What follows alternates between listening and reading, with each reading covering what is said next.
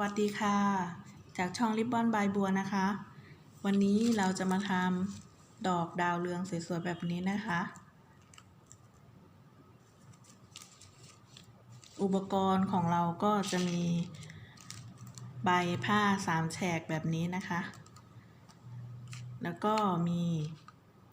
เหรียญแล้วก็ลูกปัดนะคะ ลูกปัดใครจะติดหรือไม่ติดก็ได้นะคะ ส่วนใบผ้าถ้าใครไม่มีเราก็ใช้ริบบิ้นสีเขียวตัดเป็นใบก็ได้นะคะ เราจะใช้ริบบิ้นความยาว65 เซนติเมตรนะคะทั้งหมด4 เส้นตัดปลายแหลมทั้ง2 ด้านนะคะแล้วก็พับ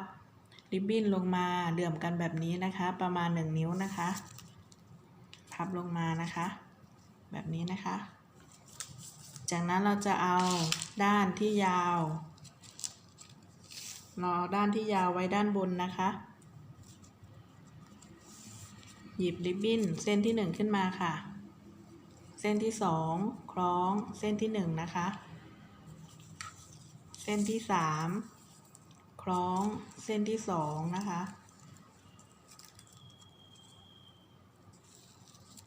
เส้นที่4สอดเข้าห่วงตรงนี้นะคะสอดเข้าห่วงนี้แล้วก็ล้วงเอาเส้นที่3ขึ้นมานะคะแล้วก็ดึงให้กระชับนะคะ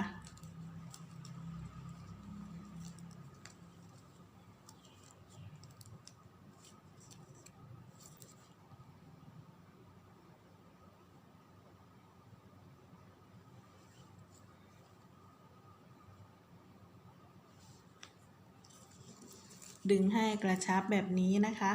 จากนั้นเราก็จะทำฐาน8กันเลยค่ะ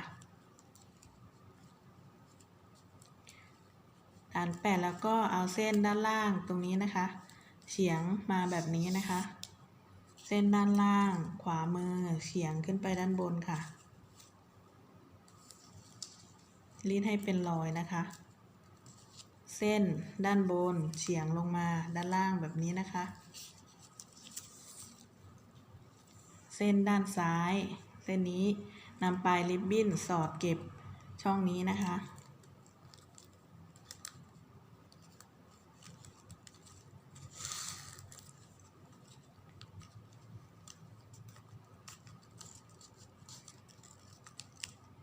แล้วก็รีดให้เป็นรอยแล้วก็จะได้ฐาน8แบบนี้นะคะจากนั้นเราจะหยิบริบบิ้นขึ้นมา4 เส้นค่ะเส้นที่1ค่ะเส้นที่2ทับเส้นที่1เส้นที่3ทับเส้นที่2นะคะเส้นที่4ทับเส้นที่3นะคะแล้วก็จะได้แบบนี้นะคะด้านบนมี4 เส้นด้านล่างก็มี4 เส้นนะคะเราก็จะวาง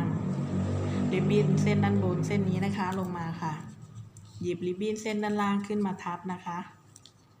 วางริบบิ้นเส้นด้านบนลงมาค่ะหยิบริบบิ้นด้านล่างขึ้นมาทับ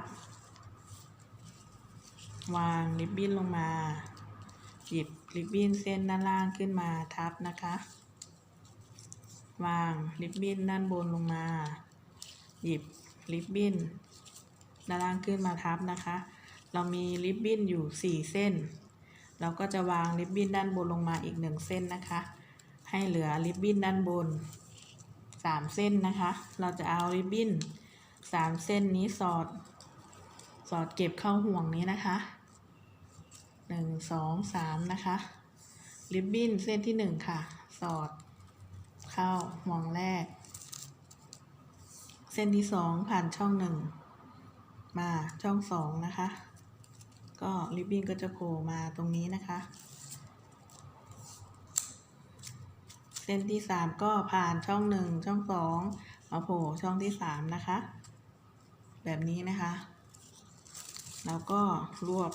ริบบิ้นเข้าหากันแบบนี้แล้วเราก็พลิกกลับด้านมาดึงให้กระชับนะคะริบบิ้นเขาก็จะโผล่ออกมาช่องใครช่องมันนะคะ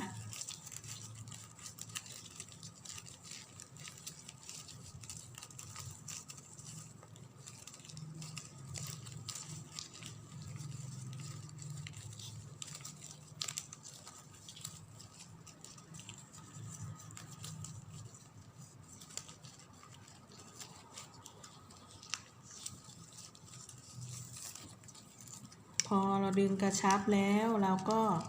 จะได้ลักษณะนี้นะคะแบบนี้นะคะแล้วก็จะหยิบริบบิ้นขึ้นมา1เส้นค่ะแล้วหยิบไว้ในมือ1เส้นนะคะแล้วนับไป1 2 3แล้ววางริบบิ้นเส้นที่เราหยิบไว้ทาบ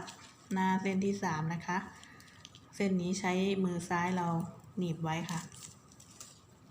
หยิบริบบิ้นขึ้นมา1เส้นค่ะนับไปอีก3นะคะ1 2 3นะคะแล้วก็วางหน้าเส้นที่3ค่ะหยิบริบบิ้นขึ้นมาไว้1เส้นค่ะแล้วนับไป1 2 3นะคะแล้วก็วางค่ะหยิบริบบิ้นขึ้นมาค่ะแล้วก็นับไป3 1 2 3นะคะแล้วก็วางนะคะหยิบริบบิ้นขึ้นมา1เส้นแล้วก็นับไป1 2 3นะคะวางหน้าเส้นที่3จากนั้นเราจะเหลือริบบิ้นอยู่3เส้นเราก็จะเอาเส้นแรกเส้นนี้นะคะเส้นนี้สอดเก็บช่องนี้เลยนะคะสอดทับเส้นที่เราพาดเมื่อกี้นะคะสอดเข้าช่องนี้เลย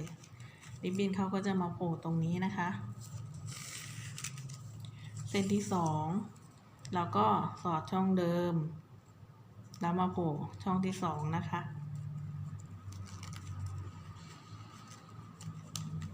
แบบนี้นะคะเส้นที่3สอดช่องเดิมแต่ริบบิ้นจะมาโผล่ช่องที่3นะคะ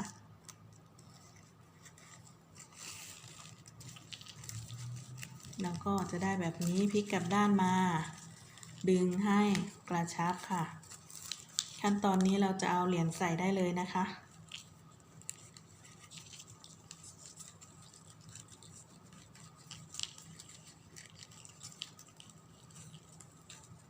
ใช้มือซ้ายช่วยประคองนะคะเวลาดึงไม่ต้องดึงแรงนะคะเราก็จะสอดเก็บริบบิ้นอีกครั้งหนึ่งนะคะก่อนสอดแล้วก็ดึงริบบิ้นนิดนึงค่ะแล้วก็สอดตามแนวริบบิ้นแล้วก็จะมาโผล่ช่องที่1 2 3นะคะริบบิ้นเขาก็จะมาโผล่ช่องที่3นะคะทำเหมือนกันทั้ง8เส้นเลยค่ะเก็บริบบิ้นเลยนะคะขั้นตอนนี้ก็ไม่ยากนะคะตามแนวริบบิ้นเลยค่ะ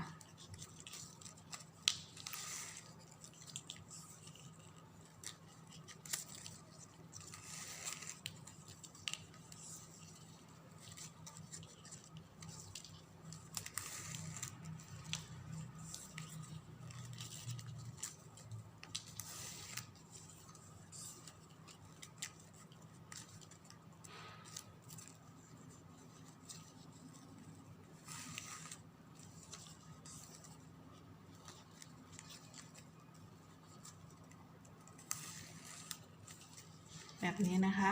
เราก็จะมาไล่ดึงริบบิ้นให้กระชับอีกรอบหนึ่งนะคะดึงทีละเส้นนะคะค่อยๆดึงค่ะ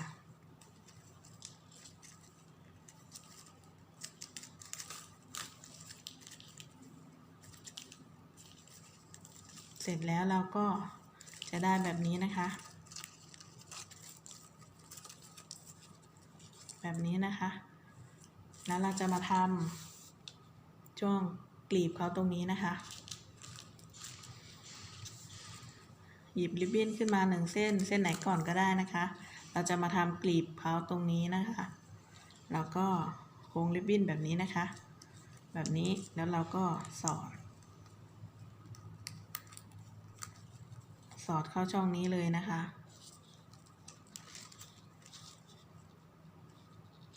แบบนี้นะคะดันให้ปลายแหลมแบบนี้นะคะเส้นถัดไปก็ทำเหมือนเดิมค่ะแบบนี้นะคะโค้งริบบิ้นแบบนี้แล้วก็นำปลายริบบิ้นสอดเข้าช่องนี้นะคะช่องนี้นะคะแบบนี้นะคะเราก็ใช้นิ้วโป้งเราดันไว้นะคะ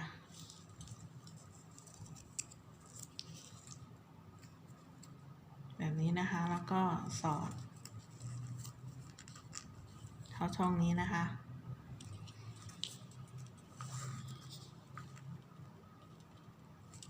แล้วก็จะได้ลักษณะนี้นะคะ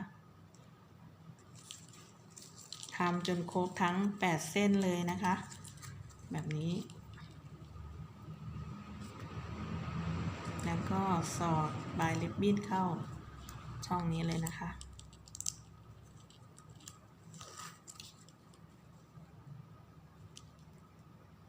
ใช้นิ้วโป้งเราดันตรงนี้นะคะให้ปลายแหลมแบบนี้นะคะเส้นถัดไปก็ทำเหมือนเดิมโค้งริบบิ้นให้ได้ลักษณะนี้แล้วก็นำปลายริบบิ้นสอดทำเหมือนกันทั้ง8เส้นเลยนะคะ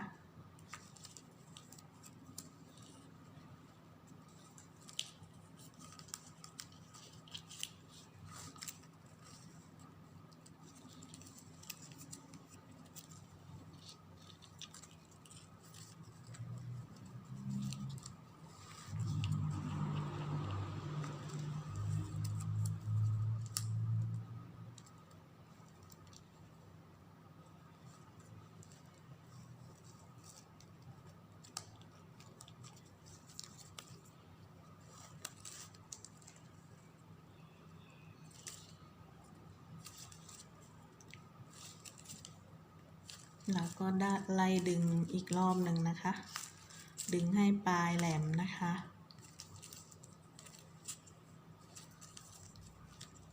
แล้วก็ได้แบบนี้นะคะจากนั้นเราจะมาทำกลีบตรงนี้อีกกลีบหนึ่งนะคะด้านในตรงนี้นะคะ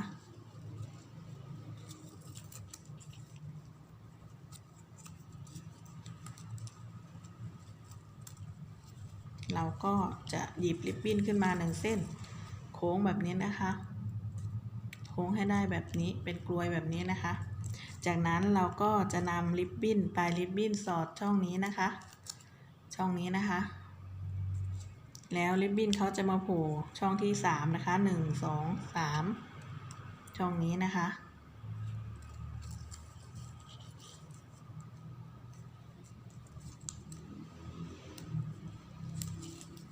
เขาก็จะมาโผล่ช่องที่3ด้านล่างเส้นนี้นะคะ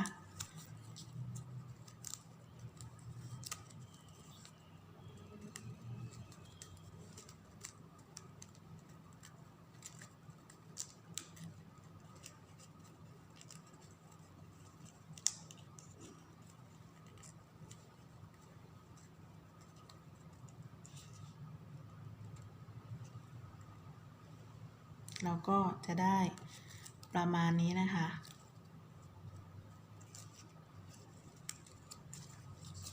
เส้นถัดไปแล้วก็ทำเหมือนเดิมค่ะโค้งริบบิ้นแบบนี้นะคะแบบนี้แล้วสอดตรงนี้นะคะสอดด้านหน้าเส้นของมันเลยนะคะตรงนี้แล้วริบบิ้นเขาก็จะมาโผล่ปลายริบบิ้นเขาก็จะมาโผล่ช่องที่3นะคะช่องที่3ใต้เส้นนี้นะคะแล้วก็ดึงให้ปลายแหลมค่ะแล้วก็ใช้นิ้วชี้เราช่วยดันนะคะแล้วก็จะได้แบบนี้นะคะตรงนี้นะคะเส้นต่อไปก็ทำเหมือนเดิมค่ะโค้งริบบิ้นให้ได้แบบนี้แล้วนำปลายริบบิ้นสอดช่องนี้นะคะสอดช่องนี้นะคะเห็นไหมคะริบบิ้นเขาก็จะมาโผล่ใต้เส้นนี้ช่องที่3นะคะเราก็ใช้นิ้วชี้เราดันตรงนี้ให้ปลายเขาแหลมนะคะแล้วก็จะได้แบบนี้นะคะเส้นถัดไปก็ทำเหมือนเดิมม้วนริบบิ้นให้ได้แบบนี้แล้วนำปลายริบบิ้นสอดช่องนี้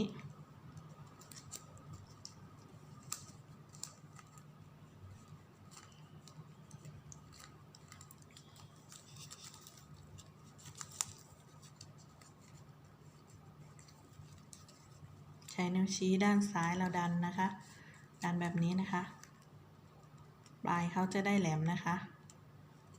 แบบนี้นะคะเส้นต่อไปก็ทำเหมือนเดิมโค้งริบบิ้นให้ได้ลักษณะนี้นะคะจากนั้นก็สอดเก็บเข้าช่องนี้เลย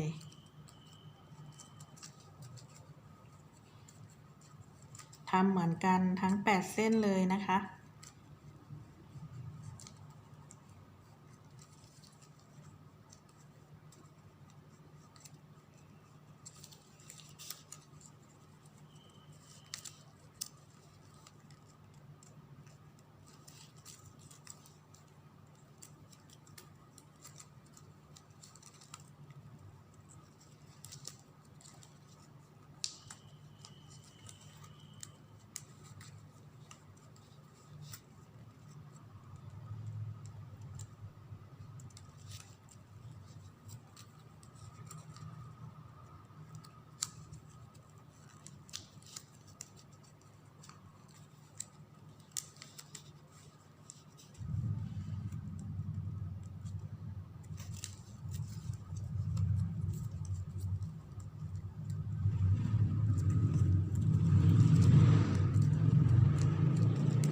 วินเขาก็จะโผล่อย่างนี้นะคะช่องที่3 1 2 3นะคะ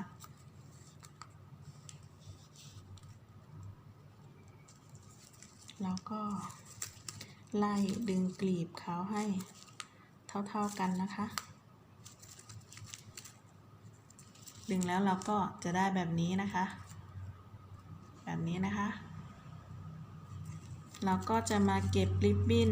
ด้านหลังนี้นะคะสอดตามแนวริบบิ้นเลยค่ะริบบิ้นก็จะมาโผล่ช่องที่1 2 3ช่องนี้นะคะสอดเก็บทั้ง8เส้นเลยนะคะ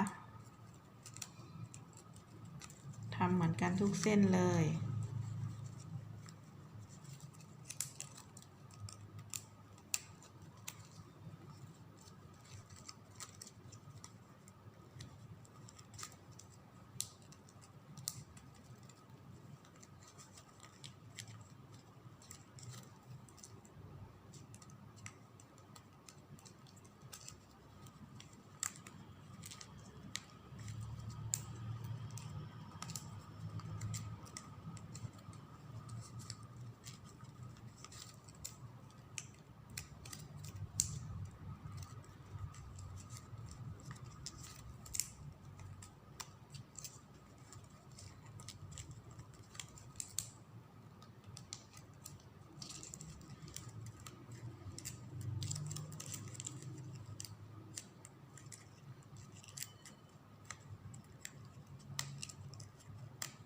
เราก็จะได้แบบนี้นะคะ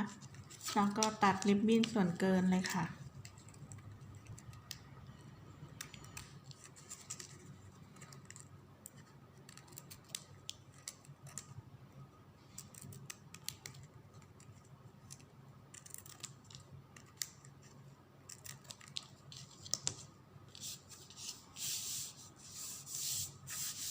เราก็จะได้แบบนี้นะคะจากนั้นเราจะมาติดใบผ้ากันค่ะ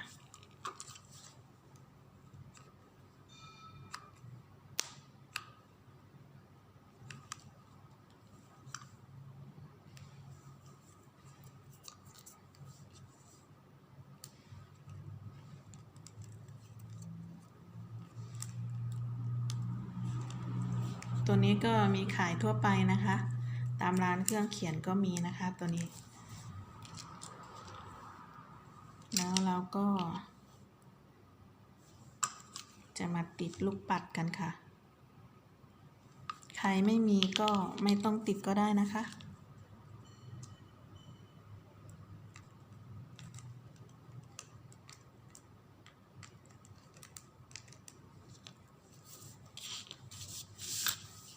เสร็จแล้วค่ะดอกดาวเรืองของเราแบบสวยๆเลยนะคะทำแบบง่ายๆเลยนะคะถ้าชอบก็อย่าลืมกดไลค์กดแชร์กด Subscribe แล้วก็กดกระดิ่งให้ด้วยนะคะ